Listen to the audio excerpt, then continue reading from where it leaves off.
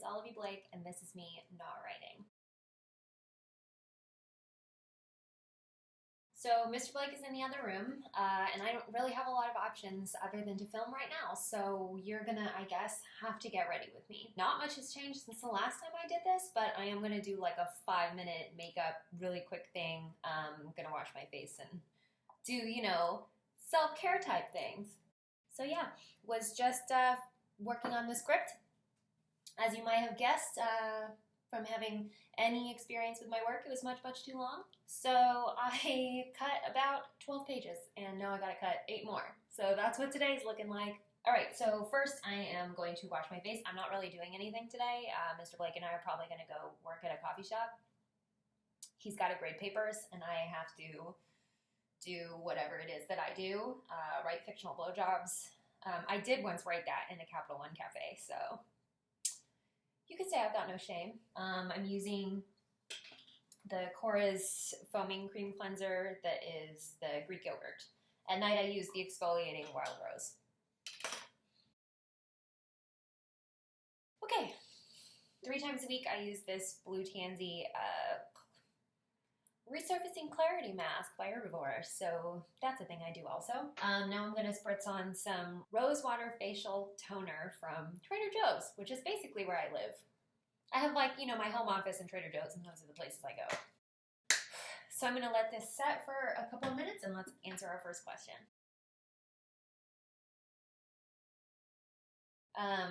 For the record, if you're ever in a hurry with the toner stuff, you can wipe off the excess. You're supposed to wipe off the excess, but I'm just going to sit here and answer questions. So, how do you get in the right headspace for writing angst, romantic angst? So, I do what I like to call a meditation period, where I just sort of let things simmer in my head. When people say get in the headspace, I get in the headspace. I think the most difficult one was probably when I wrote Andromeda in Modern Romance, because she's older and a widow and she's taking care of a child and she's a mother, and I kind of lived in her headspace for like a week trying to get in touch with how I, as, you know, a much younger woman, could possibly understand what she's going through. I think you basically always have to take it back to something that everybody understands. I mean, everybody has some conception of loss. Everybody has some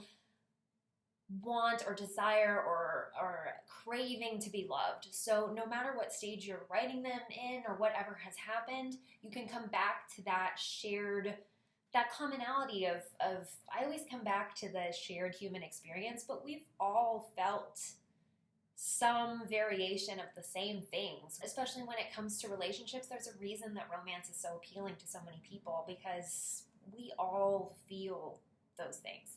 So you just want to connect it to something that you do understand, even if you don't necessarily understand what's happening in the story. Just make everything human, make sure your characters feel real, and then everything else will feel real. So now I'm going to use a little of this Prism Exfoliating Glow Potion from Herbivore. Herbivore's pretty expensive, but it lasts a really long time. I don't use very much, probably 3 or 4 drops. So yeah, it's kind of a hefty upfront cost, but it lasts for months. I've had all these bottles for ages. So at night I use my exfoliating face wash. I use this glow potion, and then I also use this retinoid 2% from The Ordinary, which I started using. Remember when I told you I was getting all those like little zits along my jawline? Apparently that's hormonal acne that happens like starting in your late 20s or something like that. I don't know, just another fun, cool thing about being a woman and getting older. But yeah, this is what they suggested. I don't know how much it actually helps, but my skin's been pretty under control since I started using it, and it's only like $9. So that's at night. During the day, I use a little of this Phoenix Facial Glow. Again, not very much. Probably even 2 or 3 drops of this is plenty. Finally, I still use this Aquarian Soul Blemish Magic. I stopped using it for a while because I ran out, and I'm really lazy about ordering new things. And my skin was a mess. So yeah.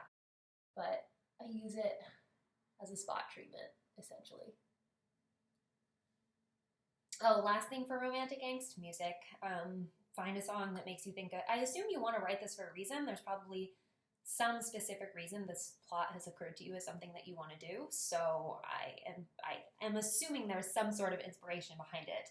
I think this is one of those things where this is the art part of writing. You know, it's a real inspiration question. It's what is going to inspire you to relate to these feelings. And as long as you're bringing it back to something that other people feel, the reason that people enjoy this angst is not because it's completely out of their understanding. It's because it makes them feel something.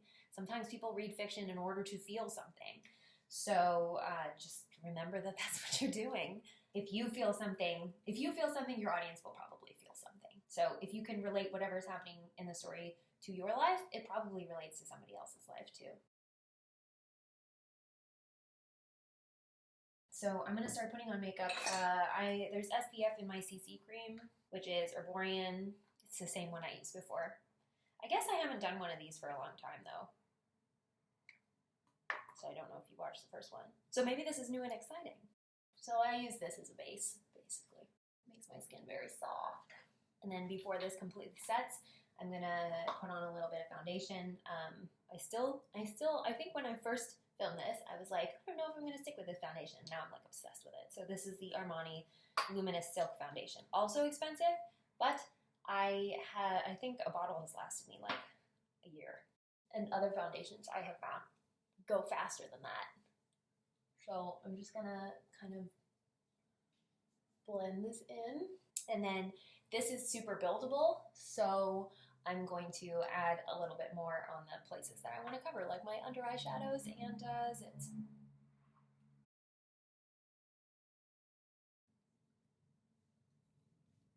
Okay, let's see. Next question. I saw the ask about angry women earlier, and I relate on so many levels. So the original ask was, the thing I love best about your female characters is that we see them angry, we see their tempers, we see their crassness, their rudeness, and it almost feels cathartic to read it because until recently, I never realized how much I've been conditioned to not show an ounce of ill temper. This is super relevant to, I don't know if you guys did the spell reads, but this month was Rebecca by Daphne du Maurier and Jane Eyre by Charlotte Bronte, and I had a lot to say about women's roles. Basically, in both stories, there's someone who's considered a mad woman, and for a variety of reasons. Either she is passionate okay, Rochester says his wife is insane, but I don't believe him, mostly given the time period, and also because he seems to have absolutely no respect for women in general.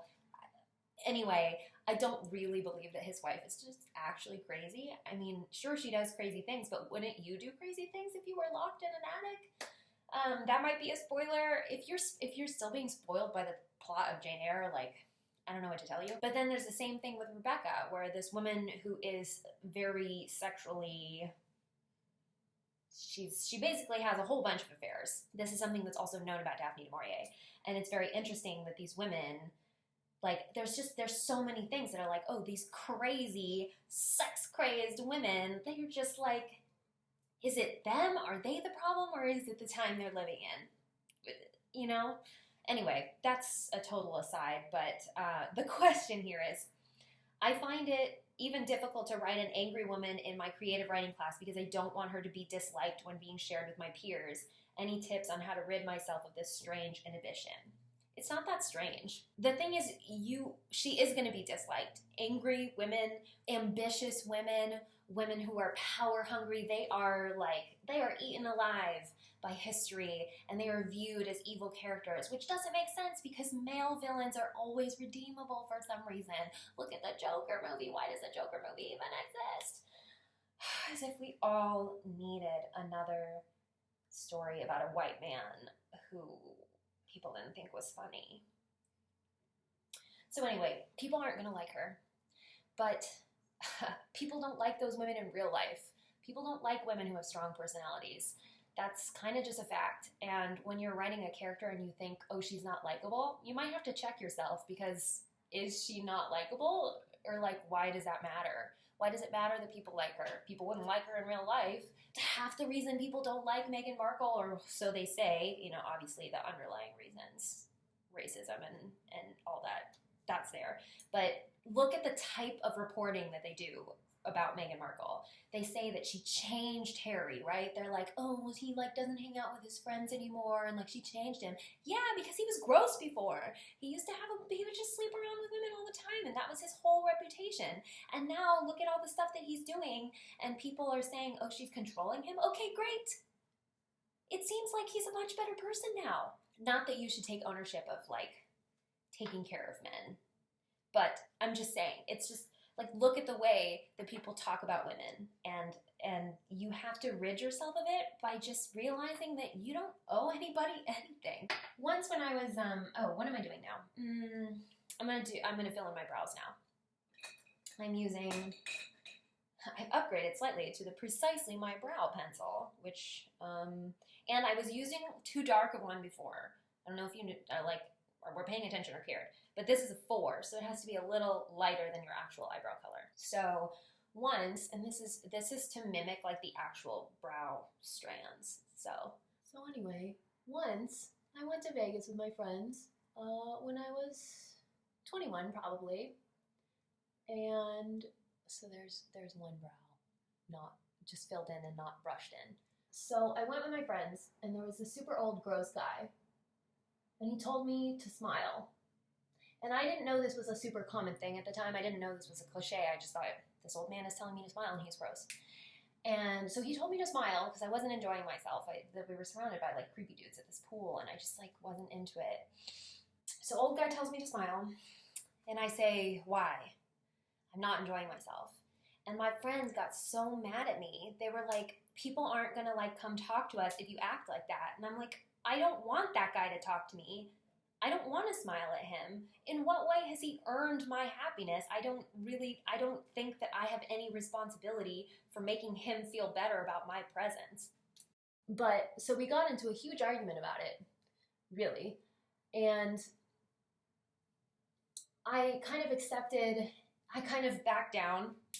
They were like, you just have to be nice. That's just how it is. So I was like, all right, I don't want to ruin this trip and I don't want to fight with you. So fine. Okay. And now I just keep looking back on that situation and thinking like, why did I back down? Why? I didn't owe any of them anything. I didn't owe them shit. So, which is kind of why the lyric in the song Nightmare by Halsey, that's I don't owe you a goddamn thing, is just so cathartic. Because, yeah, in what way did me being a woman sign some sort of contract that I would enjoy myself for your benefit? I'm not here to be looked at. I actually wrote in All of the Night Approaching, one of the characters says, you were not born to be smiled at. You're not born to be looked at.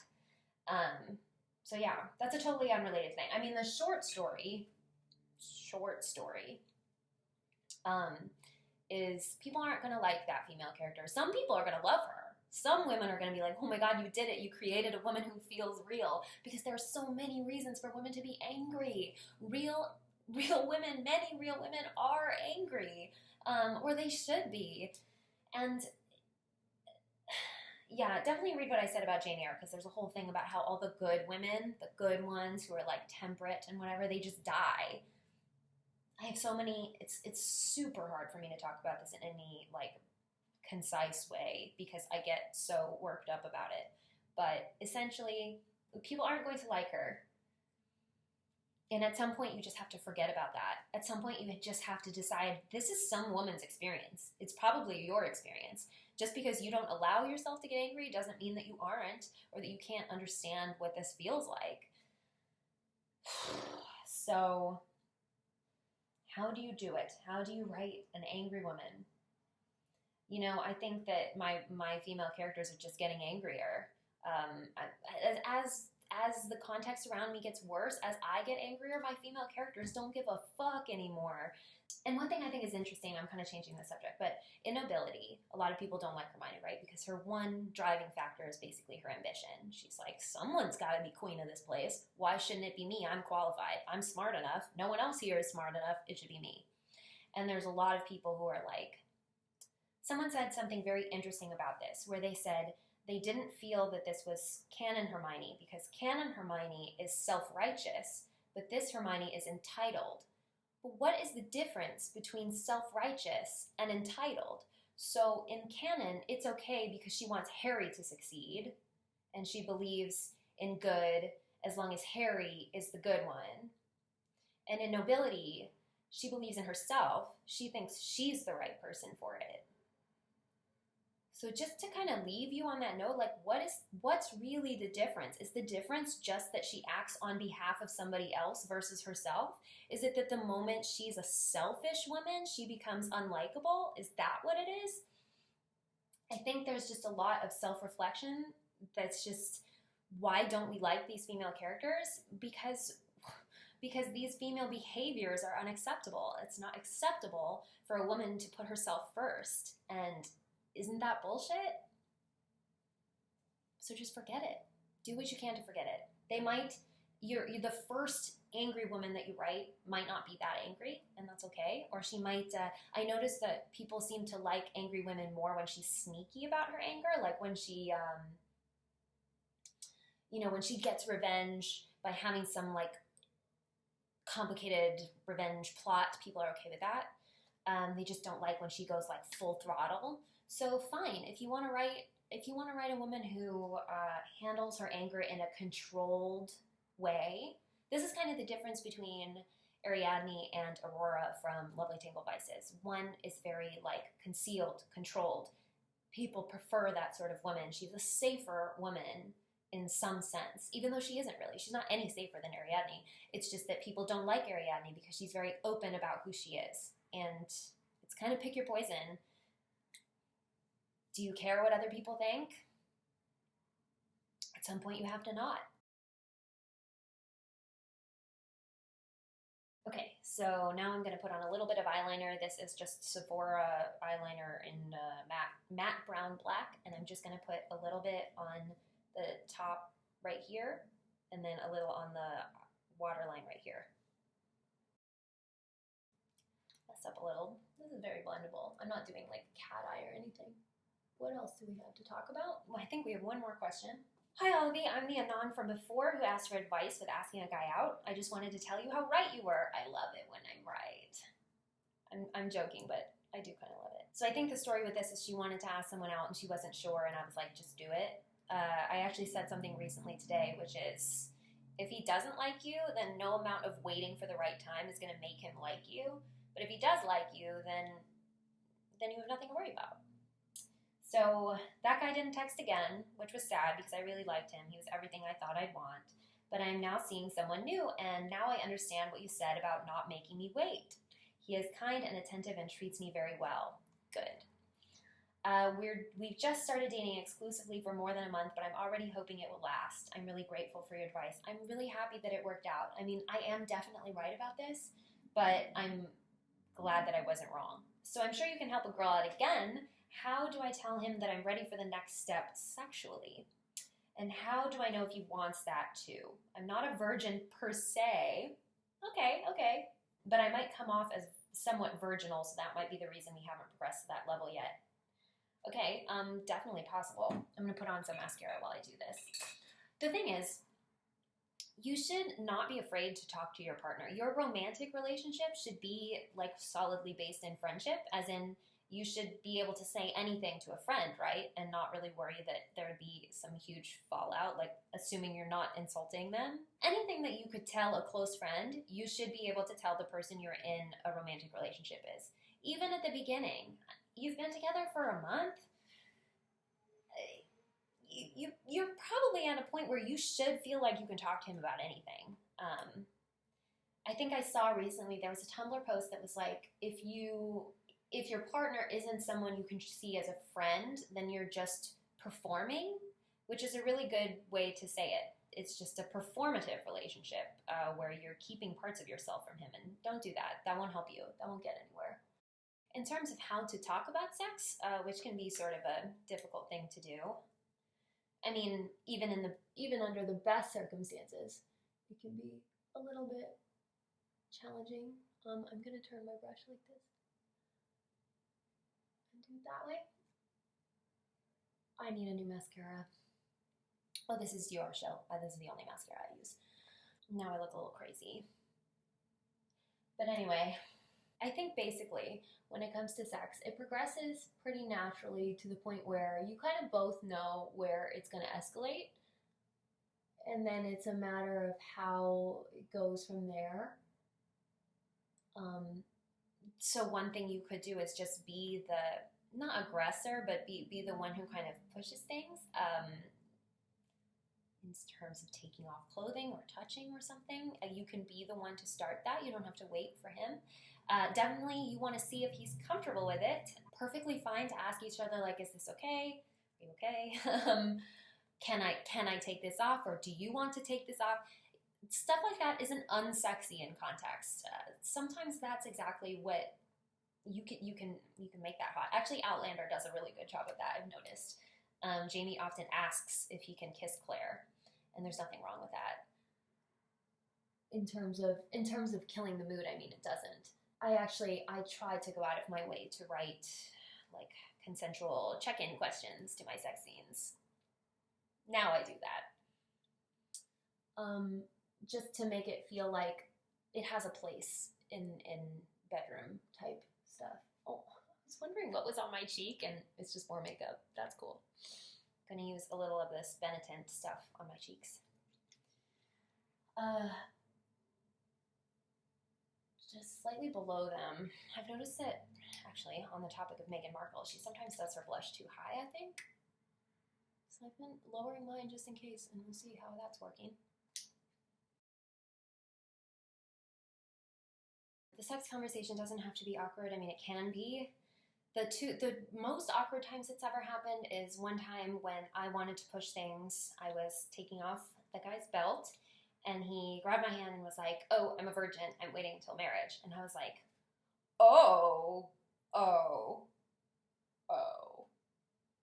Okay. These are your religious beliefs, perfectly fine. But it should also be perfectly fine for it to not be your thing."